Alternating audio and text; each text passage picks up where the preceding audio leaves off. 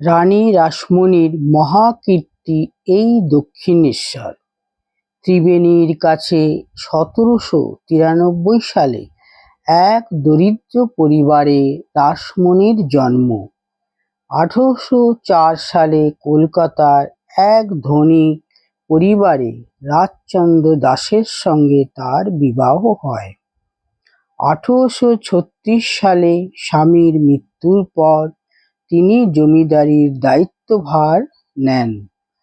একদিকে ছিল তার অসাধারণ ব্যক্তিত্ব আর সাহস, অন্যদিকে ধর্মের প্রতি প্রগাঢ় ভক্তি, সাধারণ মানুষের প্রতি গভীর ভালোবাসা।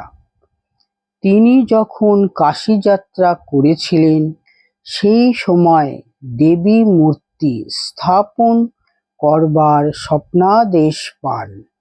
দক্ষিণেশ্বরে গঙ্গার তীরে জমি কিনে মন্দির নির্মাণের কাজ শুরু করেন। ১৮৫৪ সালে মন্দিরের কাজ শেষ হয়। প্রথম পূজারী হয়ে আসেন শ্রীরামকৃষ্ণের বড় ভাই রামকুমার। প্রতিষ্ঠিতা হন মা ভবতারিণী। উত্তরকালে এই মন্দিরকে কেন্দ্র করে গড়ে ওঠে বাংলার ধর্ম আন্দোলনের নবজাগরণ। দক্ষিণেশ্বরের কালী মন্দির নবরত্ন চূড়া বিশিষ্ট। প্রতিটি চূড়া ও মন্দিরের শিল্প কাজগুলি স্থাপত্য শিল্পের অপূর্ব নিদর্শন। উচ্চতায় ১০০ ফুট। গর্ভ মন্দিরে কালো পাথরের তৈরি দক্ষিণাকালী মূর্তি। কথিত আছে মায়ের এই মূর্তি নির্মাণ করেন দাইহাট গ্রামের নবীন ভাস্কর। দেবীর নাম শ্রী শ্রী জগদীশ্বরী কালী মাতা ঠাকুরানী, কিন্তু তিনি ভক্তদের কাছে ভবতারিণী নামে পরিচিতা। শ্রীরামকৃষ্ণের প্রধান লীলাপীঠ দক্ষিণেশ্বর। এখানে কালী মন্দিরে শ্রীরামকৃষ্ণের সাধনার আরম্ভ। নবরত্ন শৈলীতে নির্মিত মন্দিরে প্রতিষ্ঠিত মা কালীকেও জাগ্রত করেছিলেন শ্রীরামকৃষ্ণ।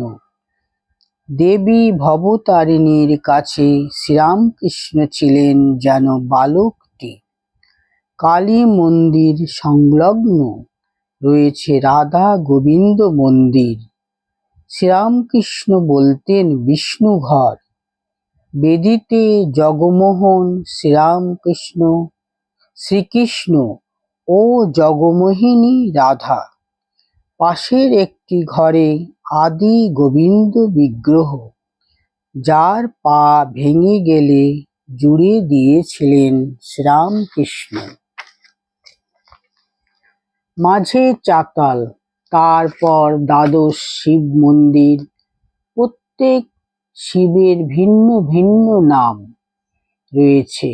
শিব মন্দির পেরিয়ে চাঁদনী আর বাঁধানো গঙ্গার ঘাট। এই ঘাটে প্রতিদিন পুণ্যার্থীরা স্নান করেন, গঙ্গা স্পর্শ করেন, তারপর দেব দর্শন করেন। দক্ষিণেশ্বর জুড়ে ছড়িয়ে রয়েছে শ্রীরামকৃষ্ণের পুণ্যস্মৃতি। পঞ্চবটিতে তার সাধনার স্থান।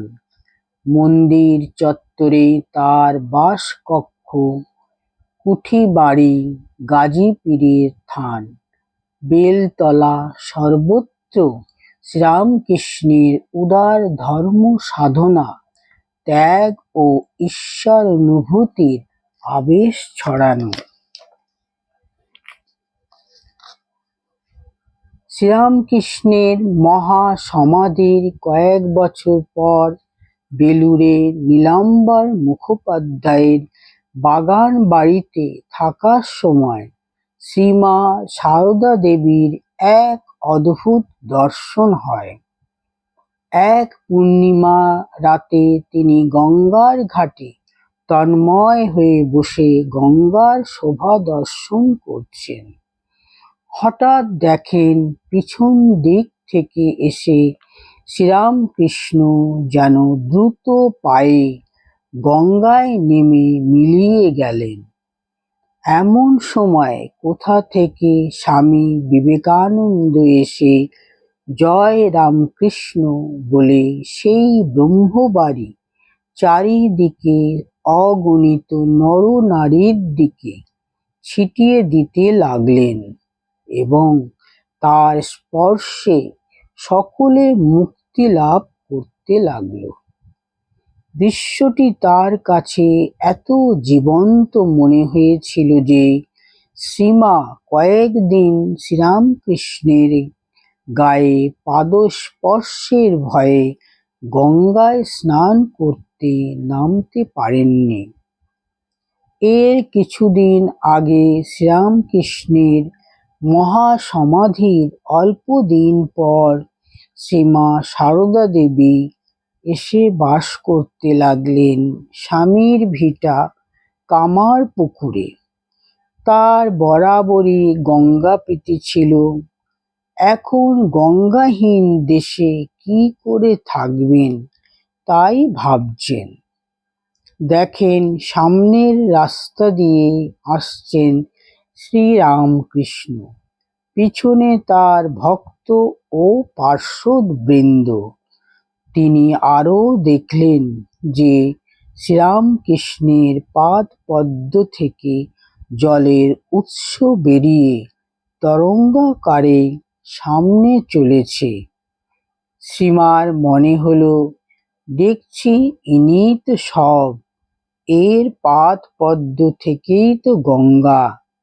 তিনি কাছের জবা গাছ থেকে মুঠো মুঠো ফুল ছিঁড়ে জলে অঞ্জলি দিতে লাগলেন।